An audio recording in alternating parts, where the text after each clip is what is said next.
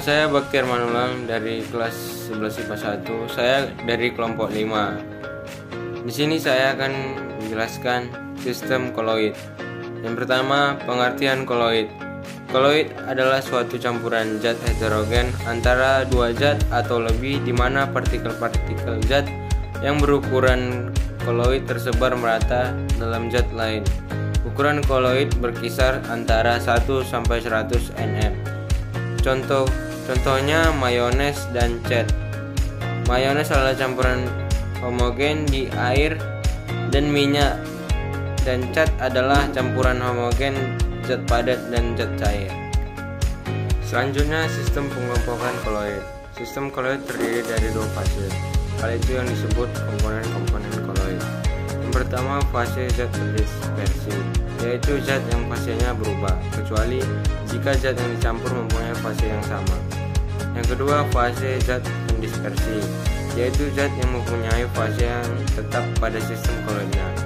Berdasarkan fase zat terdispersi, sistem koloid terbagi atas 3 bagian besar, yaitu sebagai berikut.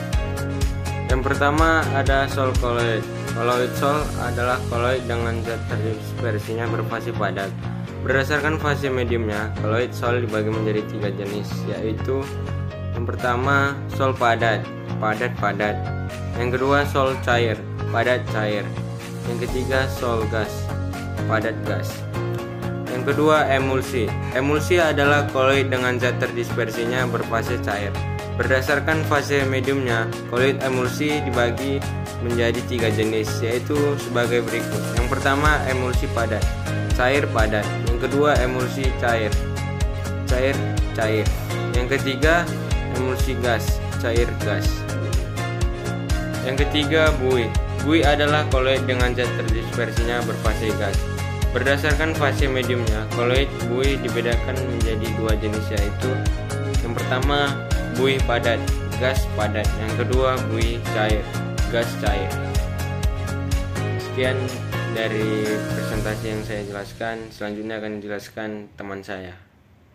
Di sini ada tabel jenis koloid. Koloid ada beberapa jenis tergantung pada zat terdispersi dan medium pendispersinya sebagai berikut. Pada fase terdispersi padat, medium pendispersi padat, jenis koloid sol padat, contohnya mutiara kaca berwarna. Fase terdispersi cair, medium pendispersi padat, jenis koloid emulsi padat, contoh keju dan mentega. Fase terdispersi gas, medium pendispersi padat, jenis koloid buih padat, contohnya ada batu apung dan kerupuk. Fase terdispersi padat, medium pendispersi cair, jenis koloid sol, contohnya pati dalam air, cat dan tinta. Fase terdispersi cair, medium pendispersi cair, jenis koloid emulsi, contoh susu dan santan. Fase terdispersi gas, medium pendispersi cair, jenis koloid buih, contoh krim dan pasta. Fase terdispersi padat, medium pendispersi gas, jenis koloid aerosol padat, contohnya debu dan asap. Fase terdispersi cair, medium pendispersi gas, jenis koloid aerosol cair, contoh awan dan kabut. Kita masuk ke sifat-sifat koloid. Sifat-sifat koloid yang pertama ada efek Tyndall. Efek Tyndall adalah gejala penghamburan berkas sinar atau cahaya oleh partikel-partikel koloid. Hal ini disebabkan karena ukuran molekul koloid yang cukup besar. Contoh efek Tyndall dalam kehidupan sehari-hari ada seperti di daerah berkabut, sorot lampu mobil terlihat lebih jelas. Yang kedua ada gerak Brown. Gerak Brown adalah gerakan terus-menerus dari suatu partikel zat cair ataupun gas. Artinya, partikel-partikel ini tidak pernah dalam keadaan stasioner atau sepenuhnya diam. Contoh gerak Brown dalam kehidupan sehari-hari ada gerakan debu yang terlihat pada seberkas sinar. Yang ketiga ada adsorpsi. Absorpsi adalah penyerapan suatu zat di permukaan zat lain.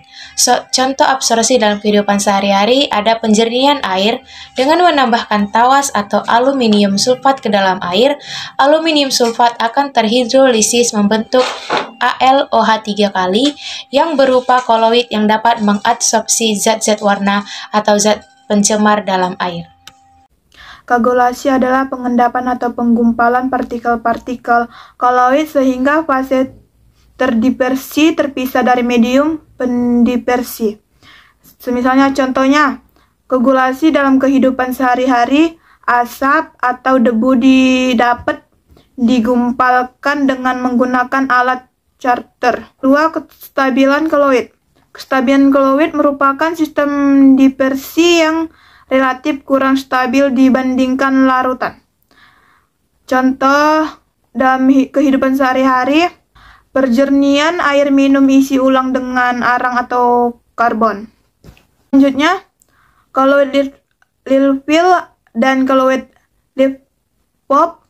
Koloid Lilfil adalah koloid yang fase terdispersinya suka menarik medium, yang disebabkan gaya tarik atau partikel terdispersi dengan medium pendispersiannya kuat. Koloid Lipop adalah sistem koloid yang fase terdispersinya tidak suka menarik. Contoh koloid Lipop dan Lipfil dalam kehidupan sehari-hari, agar-agar dan sabun. Selanjutnya, pembuatan koloid bisa dilakukan dengan 2 cara, yaitu dispersi dan kondensasi. Yang dimaksud dengan dispersi adalah proses pembuatan yang asal dari partikel lebih kasar dari koloid.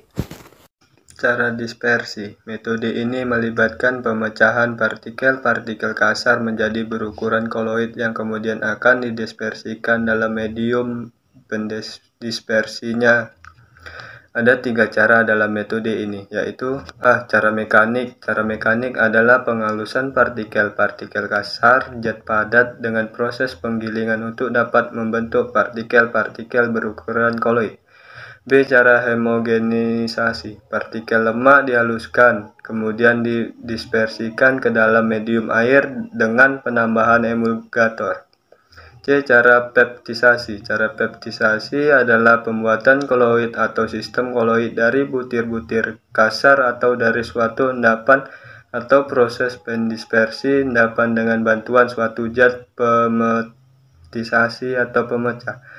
D. Cara busur Bredig. Ini biasanya digunakan untuk membuat sel-sel logam seperti Ag, Au, dan Pt. Dalam cara ini, logam yang akan diubah menjadi partikel-partikel koloid akan digunakan sebagai elektrode. 2. Cara kondensasi. Cara kondensasi dilakukan dengan mengubah suatu larutan menjadi koloid. Seperti ini menghasilkan zat yang menjadi partikel-partikel terdispersi. Bahas tentang cara kondensasi. Dilakukan dengan cara mengubah suatu larutan menjadi koloid.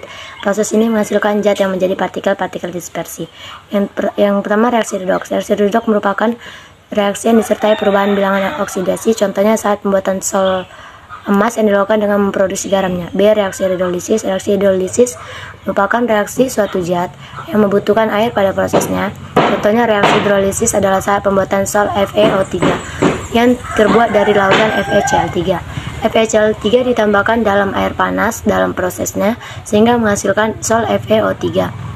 Yang terakhir, dekomposisi rangkap. Pembuatan koloid dengan teknik komposisi rangkap, misalnya saat membutuhkan sol HCl dengan cara mencampurkan larutan AgN3 dan larutan HCl encer. D. Penggantian pelarut. Selain menggunakan cara-cara kimia, pembuatan koloid dapat dilakukan dengan cara menggantikan pelarut, misalnya saat membuat larutan jenuh dan aset larut. Selamat malam, saya di sini Suni Dites Lale akan menjelaskan tentang koloid dalam kehidupan sehari-hari. 1. Pengumpulan darah.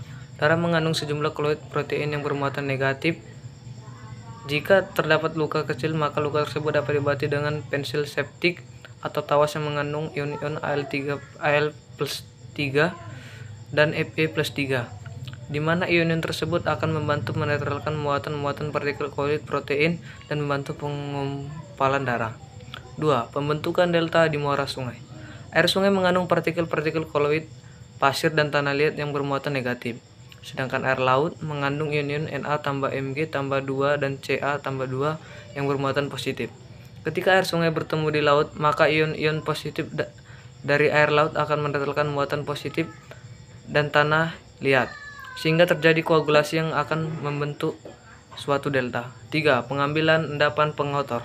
Gas atau udara yang dilepaskan dari suatu proses industri mengandung zat-zat pengotor berupa partikel-partikel koloid bermuatan. Pengotor ini dapat dipisahkan dengan cara menarik partikel-partikel koloid menggunakan alat pengendap elektrostatik atau pengendap Cottrell. Alat ini memiliki pelar logam yang bermuatan berlawanan dengan partikel-partikel koloid. 4. Pemutihan gula. Gula tebu yang masih berwarna kecoklatan dapat diputihkan. Gula dilarutkan ke dalam air dan dialirkan melalui sistem koloid tanah, diatomo, atau karbon. Partikel koloid tersebut akan mengadopsi zat warna dari gula tersebut sehingga gula menjadi berwarna putih. 5. Penjernihan air. Air dari PDAM mengandung partikel-partikel koloid yang bermuatan negatif. Partikel koloid tersebut dapat dipisahkan dengan penambahan tawas. Ion Al3+ dari tawas akan terhidrolisis membentuk partikel koloid AlOH3 yang bermuatan positif melalui reaksi berikut. Al3+ tambah 3H2O, AlOH3 tambah 3H tambah senyawa AlOH3 akan menetralkan muatan negatif dari partikel koloid dalam air keran dan mengumpulkannya. Dengan demikian, partikel tersebut akan mengendap bersama tawas karena pengaruh gravitasi. Sekian presentasi dari saya ucapkan terima kasih.